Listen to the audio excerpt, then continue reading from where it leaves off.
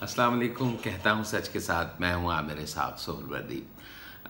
काफ़ी अरसे से आप लोगों से मुलाकात नहीं हो पाई।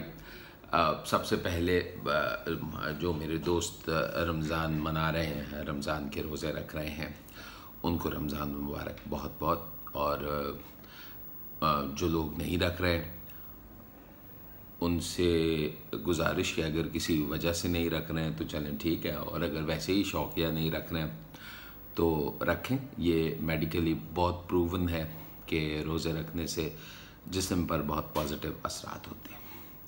रमज़ान की आमद के साथ महंगाई का तूफ़ान आ गया। इस महंगाई के तूफ़ान को रोकने के लिए हुकूमत ने कुछ नहीं किया।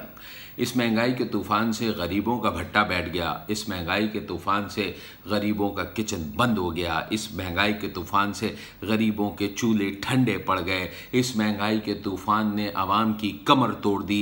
इस महंगाई के तूफ़ान ने आवाम को तबाह बर्बाद कर दिया। इस महंगाई के तूफ़ान ने आवाम से उनके ज़िंदा रहने का हक़ छीन लिया। ये सारी बातें आपने सुनी भी है ना।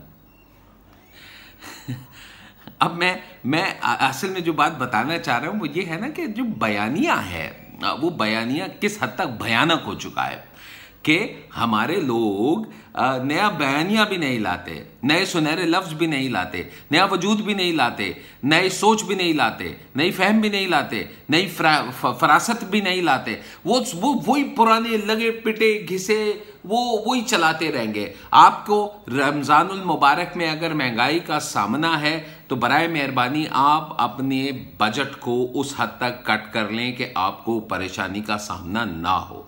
मेरा जुमला सख्त है लेकिन मैं फिर कह दूं, अगर आपको रमज़ान में महंगाई तंग कर रही है तो बराए मेहरबानी वो चीज़ें छोड़ दें जो बहुत ज़्यादा महंगी हो गई हैं।